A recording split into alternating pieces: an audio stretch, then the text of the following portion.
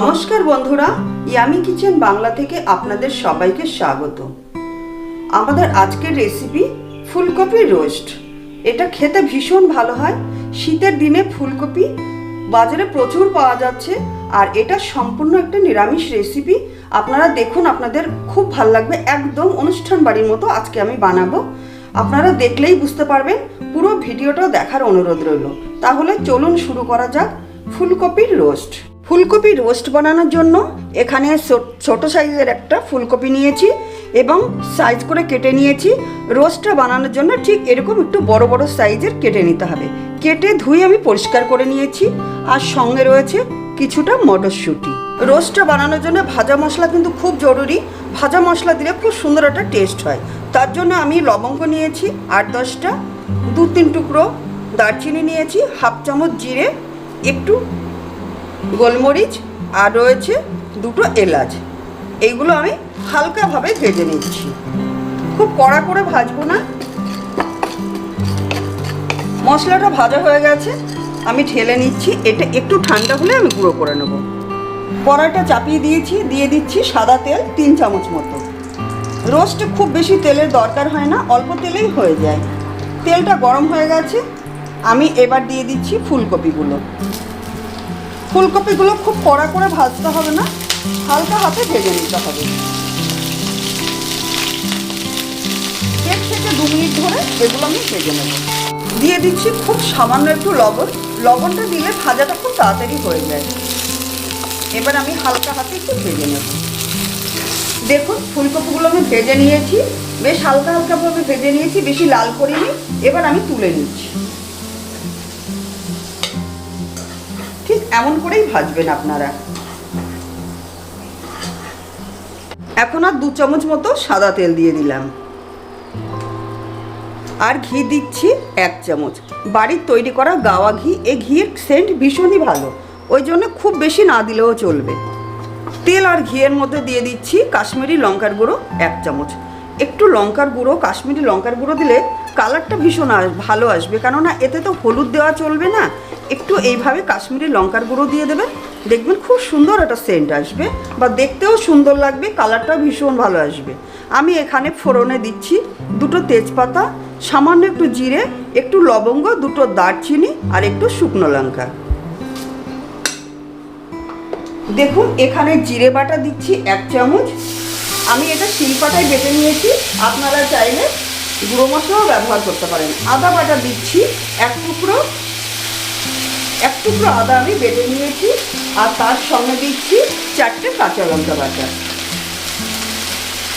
এবার এগুলোকে কষিয়ে নেব। 1 থেকে 1.5 মিনিট ধরে আমি কষিয়ে নেব। মশলাটা আমি ভালো করে কষিয়ে নিয়েছি। এখানে নিয়েছি 1 চামচ চারমগজ বাটা, আর 8-10টা কাজু বাদাম আমি একসঙ্গে বেটে নিয়েছি, এগুলো দিয়ে দিচ্ছি।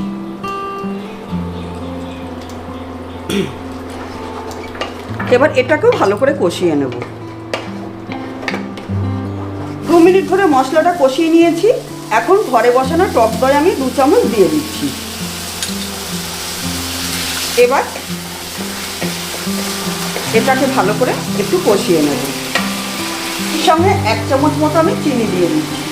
আপনারা মিষ্টি যেমন পছন্দ করেন তেমনই দেবেন, দরকার একটু কমিয়ে বা বাড়িয়েও দিতে পারেন। দেখুন, দইটাও আমি ভালো করে কষিয়ে নিয়েছি। এবার দিয়ে দিচ্ছি মটরশুঁটিগুলো। এই সময় মটরশুঁটিগুলো দিলে মটরশুঁটিটাও এর ভেতরে কষানো হয়ে যাবে, মশলার ভেতরে সুন্দরভাবে কষানো হয়ে যাবে। দেখুন বন্ধুরা, কত সুন্দর আমরা গ্রেভি বানিয়ে নিয়েছি। আপনারা যদি বাটা মশলা ব্যবহার করেন তাহলে গ্রেভিটা ভীষণই ভালো হয়। দেখুন, আপনার তেল ছেড়ে দিয়েছে, তেলটা সুন্দরভাবে ছেড়ে দিয়েছে, তার মানে মশলাটা ঠিকঠাক কষানো হয়ে গেছে। এখন আমি ফুলকপি যে ভেজে রেখেছি ওগুলো দিয়ে দিলাম। এবার মশলার সঙ্গে ভালো করে ফুলকপিটা কষিয়ে নিচ্ছি। দেখুন, মিশিয়ে নেব। দেখুন, ফুলকপিটা আর মশলার সঙ্গে সুন্দরভাবে মিশিয়ে নিয়েছি। এবার আমি যে গুঁড়ো দুধ পাওয়া যায় না 10 টাকা দামের প্যাকেট, ওই প্যাকেট একটা গুলিয়ে নিয়েছি, এখন দিয়ে দিচ্ছি। অনেকে নারকেলের দুধ ব্যবহার করে, অনেকে বা গরুর দুধও ব্যবহার করে, তবে আমার মনে হয় গুঁড়ো দুধটা ব্যবহার করলে টেস্টটা ভীষণই ভালো হবে। এবার ভালো করে এইভাবে মিশিয়ে নিচ্ছি। মনে হচ্ছে এতেই হয়ে যাবে, আর এক্সট্রা জল ব্যবহার আমার করতে হবে না। দেখুন আমি আগেও হাফ চামচ মতো কপিটা ভাজার সময় লবণ দিয়েছিলাম, আর এখন আমি হাফ চামচ মতো দিয়ে দিচ্ছি। আশা করি এতেই হয়ে যাবে। এবার আমি মিশিয়ে নিচ্ছি। এবার আমি 7-8 মিনিটের জন্য ঢেকে দিচ্ছি। আস্তে আস্তে কপিটা সেদ্ধ হয়ে যাবে। দেখুন রোস্টটা মনে হচ্ছে সেদ্ধ হয়ে গেছে। হ্যাঁ, বেশ দুধটা ভালোভাবে শুকিয়ে গেছে, গাঢ় গাঢ় হয়ে গেছে। এবার আমি ভাজা মশলাটা দিয়ে দেবো। দেখুন ওই মশলাগুলো গুঁড়িয়ে 1 চামচ মতো হয়েছে, আমি এখন দিয়ে দিলাম। এবার ভালো করে মিশিয়ে নিচ্ছি। ঠিক শেষের দিকে এরকম ভাজা মশলা দিয়ে দেবেন, দেখবেন খুব সুন্দর একটা সেন্ট আসবে। হয়ে গেছে, এবার আমি নামিয়ে নেব। দেখলেন তো কত শর্ট টাইমে আমরা ভিডিওগুলো দেখাই। আপনাদের দেখতেও সুবিধা হবে, আমাদের বানাতেও সুবিধা হবে। ঠিক এরকম শর্ট টাইমে ভিডিওগুলো আমরা দেখাবো, দেখবেন আপনাদের ভীষণ ভালো লাগবে। এবার আমি নামিয়ে নিচ্ছি। এবার আমি ঢেলে নিচ্ছি। ঠিক এরকম গাঢ় গাঢ় মতো হবে। এটা কিন্তু ঝোল ঝোল হবে না, সুন্দরভাবে গাঢ় গাঢ় টাইপের করলে ভীষণ ভালো লাগে খেতে। এটা রুটির সঙ্গেও ভালো লাগে, আবার ভাতের সঙ্গেও ভালো লাগে, আবার পরোটার সঙ্গেও ভালো লাগে। আপনারা চাইলে ফ্রাইড রাইসের সঙ্গেও খেতে পারেন। দেখুন কত সুন্দর লাগছে দেখতে, একদম গাঢ় গাঢ়, গ্রেভিটা কত সুন্দর হয়েছে। ঠিক এইভাবে আপনারা রেসিপিটি দেখে বানিয়ে আমাদেরকে কমেন্ট করে জানাবেন। ভালো লাগলে চ্যানেলটাকে সাবস্ক্রাইব করে আমাদের সঙ্গে থাকবেন, আর অবশ্যই শেয়ার করবেন।